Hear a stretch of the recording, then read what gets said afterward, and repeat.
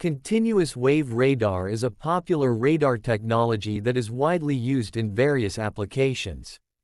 This is mainly because of the availability of low-cost radar modules that serve as motion detectors and speed controllers in road traffic.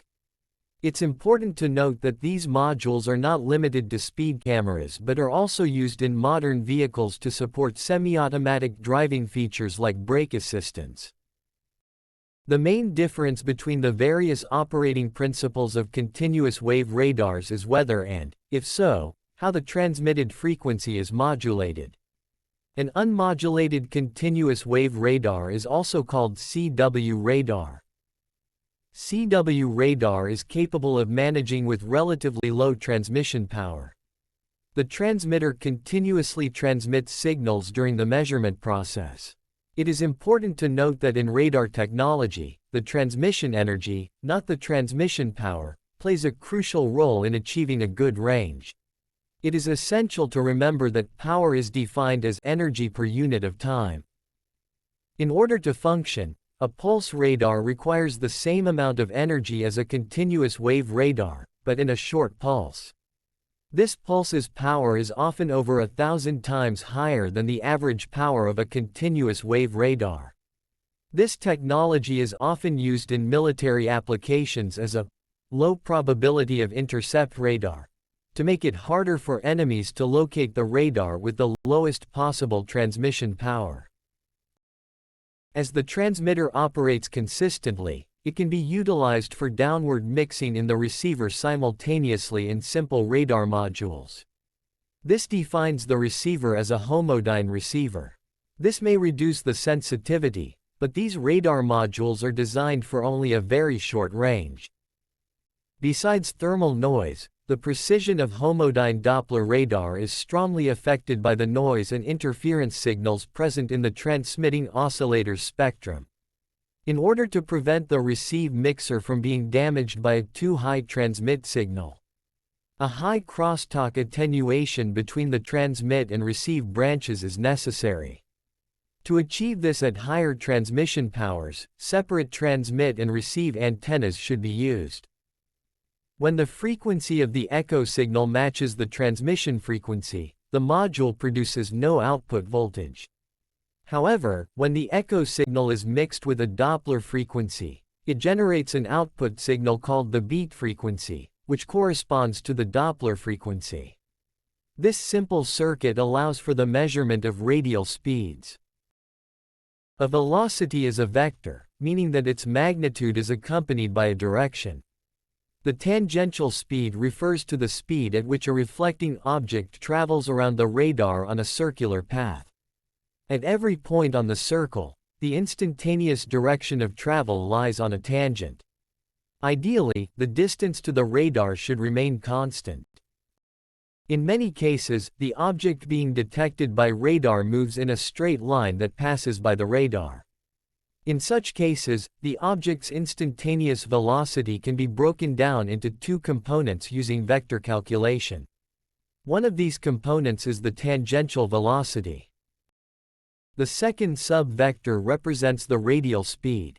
If the reflecting object moves directly towards or away from the radar, its instantaneous speed is equal to the radial speed. The factor 2 arises because the Doppler effect occurs both on the outward path and the return path of the echo signal, which already has the Doppler frequency of the outward path. The radial speed of an object is always either less than or equal to its instantaneous speed. This speed is dependent on the angle alpha between the direction towards the radar and the direction of movement of the object. In order to effectively control speed limits, radar sets of this type need to be installed at a certain angle to the road.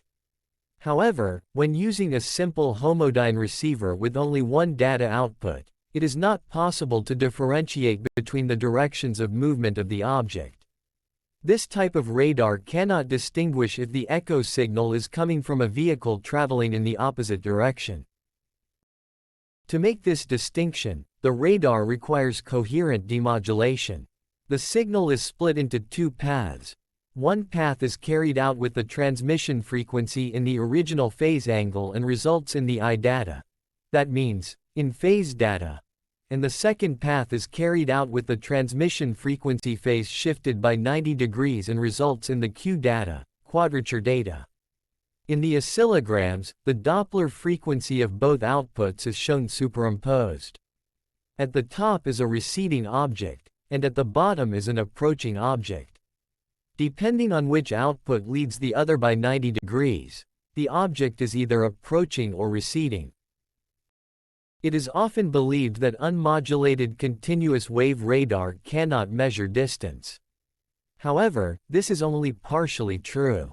It is indeed possible to accurately measure the phase difference between the transmitted signal and the echo signal. However, this measurement alone is not sufficient to determine distance, as the sinusoidal oscillation's periodicity does not provide information on how many additional full wavelengths fit between the radar and the reflector. Nonetheless, the radar can accurately monitor changes in distance within half of the wavelength.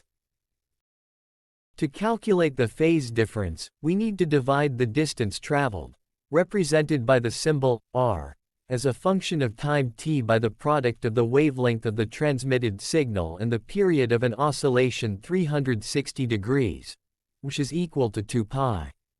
The second factor of 2 is added as we need to consider both the outward and return paths. However, the phase difference has a negative sign because the reflection causes a phase jump of 180 degrees. This phase difference depends on the object's movement in the radiation field.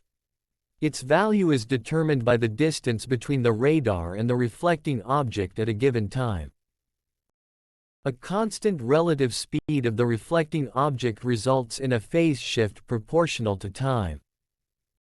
A sinusoidal waveform corresponds to a time-linear phase variation. The angular frequencies 2 pi are truncated. The Doppler frequency is obtained from the time derivative of the phase difference. We can ignore the minus sign, as only the magnitude of a frequency can be measured. Back to distance measurement. Two unmodulated continuous wave radars can be used simultaneously, operating at slightly different frequencies. This allows for an extended range of unambiguous distance measurements. By measuring the phase difference between the echo signals of the two radar sets, we can determine the distance. Alternatively, a single radar can use frequency shift keying, FSK, modulation to do the same thing. Frequency-modulated continuous wave radar, FMCW-Radar, works with a periodic, often time-linear frequency modulation of the transmitted signal. The frequency modulation creates time markers that can be identified in the echo signal. By recognizing these markers, it becomes possible to measure the runtime and determine the distance. In contrast to a simple CW radar circuit, the transmitter in FMCW radar is now a voltage-controlled oscillator, VCO, that adjusts the output frequency based on a tuning voltage. In a voltage-controlled oscillator, VCO, the oscillating circuit of the generator is adjusted by using a variable capacitance diode, or so-called varactor, that responds to a reverse voltage. However, this process is not perfectly linear, and the deviations vary even within the same type of oscillator. In practical applications, a set of measurements is recorded to determine deviations from the ideal linear curve. These deviations are then measured and a dataset is created for the VCO with a specific serial number. This dataset is used by the computer to generate a voltage curve that approximates the linearity of the measurements. FMCW radar modules are compact devices that contain modules shown in yellow in a block diagram and even include antennas. The components highlighted in green are necessary additional devices, including the digital-to-analog converter, which generates a voltage curve for the tuning voltage. For a pure CW radar, which only recognizes a Doppler frequency, a stereo sound processor, such as the one used in every sound card for computers, is sufficient for signal processing, However, the amplifier should have a gain of around 30 decibels. In the case of FMCW radar, the requirements are much higher. The resolution of FMCW radar depends on the bandwidth. If the resolution is to be 1 meter, then the bandwidth must be around 100 MHz. The amplifier and the analog-to-digital converter must also be able to process this bandwidth to achieve the desired resolution. Many different modulation patterns are possible, which can be used for different measurement purposes. Sawtooth modulation is used for a relatively large measuring range, maximum distance, with a negligible influence of a Doppler frequency, for example in a maritime navigation radar. The triangular modulation allows for easy separation of the difference frequency delta F, resulting from runtime, and the Doppler frequency FD, resulting from radial speed. Square wave modulation, also known as frequency shift keying, FSK, is a method used for precise range measurement at close range. This is achieved by comparing the phases of both echo signal frequencies. However, one disadvantage of this method is that it cannot separate the echo signals of several targets from each other. Additionally, it only allows for a small unambiguous range. A stepped frequency continuous wave modulation extends the unambiguous range and enables interferometric measurements. It is mostly used for synthetic aperture radar. In the past, sinusoidal modulation was also used. This type of waveform could be easily created by using a motor to turn a capacitor plate in the resonance chamber of the transmitter oscillator. Only the relatively linear part of the sine function near the zero crossing was then utilized. This corresponds roughly to sawtooth modulation. Phase modulations can be achieved with FMCW radar also. The complexity involved makes it impractical for non-military applications. This technology also expects a wide transmitter bandwidth. With sawtooth modulation, the instantaneous frequency of the VCO is changed in a sawtooth shape within the period duration, capital letter T. The bandwidth, which is the difference between the maximum and minimum frequency, plays a significant role in determining the resolution in distance measurement. The steepness and linearity of the curve have a direct impact on the measurement accuracy. A chirp-like frequency response is then emitted. When a signal is transmitted, it takes some time for the echo signal to reach the receiver. This time delay is known as the runtime delta T. The receiver then compares the transmitted signal with the delayed signal. By measuring the runtime, the distance between the transmitter and the receiver can be calculated. Typically, the runtime delta T is much shorter than the duration of the signal period. Measuring time can be a complex task, but measuring the frequency difference is much simpler. In a homodyne receiver, the output of the mixer stage generates a frequency difference, delta F. The slope of the sawtooth determines the ratio of delta T to delta F. The Doppler frequency causes measurement errors in this context. The frequency curve of the received signal shifts up or down due to the Doppler frequency. The radar receives the sum of the Doppler frequency and the difference frequency caused by the runtime. With sawtooth modulation, it is not possible to distinguish delta F from FD and display a speed in addition to the distance. Therefore, it is not possible to correct the measurement error when calculating the distance. This passage explains why navigation radars designed for yachts are not suitable for use on an airfield. The radars used for yachts have a flat sawtooth slope, which enables them to achieve a sufficient range using the lowest possible bandwidth. These radars are designed to ignore the measurement error caused by the Doppler frequency created by the usual speeds of ships and boats. However, aircraft travel at least 10 to 20 times faster than ships and boats. The Doppler frequency created by aircraft's In addition to the frequency deviation, is usually outside the bandwidth accepted by the radar's signal processing. As a result, if an aircraft does appear on the screen, it is almost certain to be in the wrong position. This issue can be resolved by implementing triangular modulation.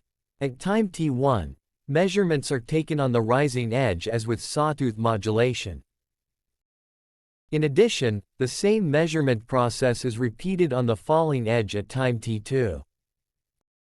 The graph shows that the Doppler frequency was added on the rising edge and subtracted on the falling edge by shifting it up or down. The frequency as a function of distance is then the average of both measurements. If you subtract both measurement results, you will get twice the Doppler frequency. When there are multiple targets, it is easier to assign the Doppler frequency to the correct target if the triangle is asymmetrical, meaning that the steepness of the edges is different. In the beginning of the video, we discussed distance measurement with 2 CW radars using frequency shift keying. As shown in the diagram, it is possible to measure runtime, but it is not commonly done in practice due to the high bandwidth requirement in the evaluation electronics. Typically, the receiver's bandwidth is too limited to detect the blue output pulse.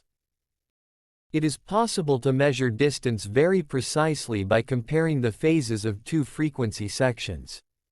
However, this method has a limited unambiguous range due to the periodicity of sinusoidal voltage. The maximum unambiguous range is half the wavelength of the frequency difference between the two transmission frequencies. For instance, a frequency difference of 20 MHz results in an unambiguous range of only 15 meters. There is also the fact that several targets at close range cannot be separated, as only one phase angle can be measured at the output of the downconverter. In the case of several targets overlapping, only a single output voltage is formed, in which the strongest target dominates at best.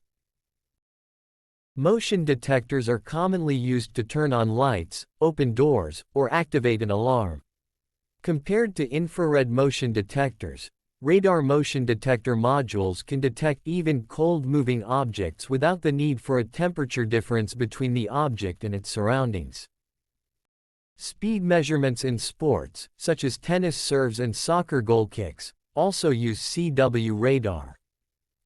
The speed gauges, however, typically use alternative measuring methods. At most, mobile devices utilize the radar principle. One application of CW radar that is less well known to the public is measuring the muzzle velocity of bullets. The sound of the shot is used with a microphone to start the measurement with the radar. I once dismantled such a radar. This radar uses separate antennas for transmission and reception. The smaller antenna on top is used for transmitting, while the larger one is used to receive echo signals. The radar operates in the free ISM band, which stands for Industrial, Scientific, and Medical band, between 24.05 and 24.25 GHz.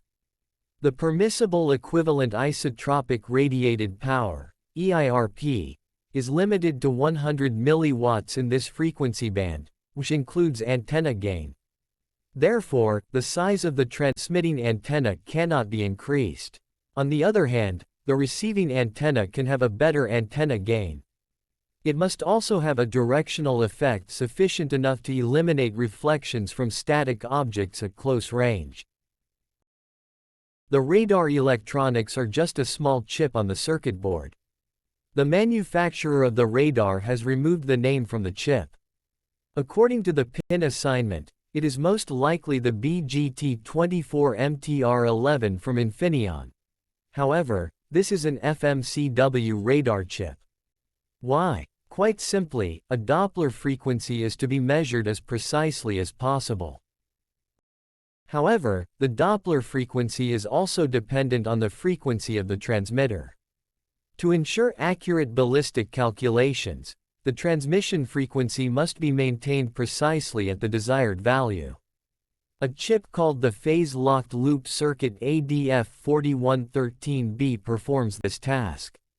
It stabilizes the tuning voltage of the radar chip with quartz to a frequency specified through a serial interface. Although the radar is well suited for its task, its only drawback is that it must be pointed precisely in the direction of the expected projectile trajectory. FMCW-Radar is a popular choice for imaging radar in military, security services, and naval applications. The image displays a perimeter radar with the radome removed. One can observe a shielding plate between the two antennas which reduces crosstalk and also serves as a mounting for the horn radiators. During landing approaches with poor visibility, the FMCW radar is crucial due to its high accuracy despite its short range. The combination of frequency-modulated continuous wave (FMCW) technology and synthetic aperture radar techniques (SAR) leads to lightweight, cost-effective imaging sensors of high resolution. An oil-contaminated water surface reflects electromagnetic waves differently than clean water. Detecting even small amounts of oil can help trace the source of pollution. A millimeter wave radar system can detect the movements of a patient from a distance. These movements can be large, like those of the limbs, or small, like those caused by the pulse or breathing. The system can also detect the vibrations of the skin surface caused by the heart sounds, which are typically measured using a stethoscope. The radar can detect these values even through clothing, blankets, and mattresses and transmit them to monitoring devices.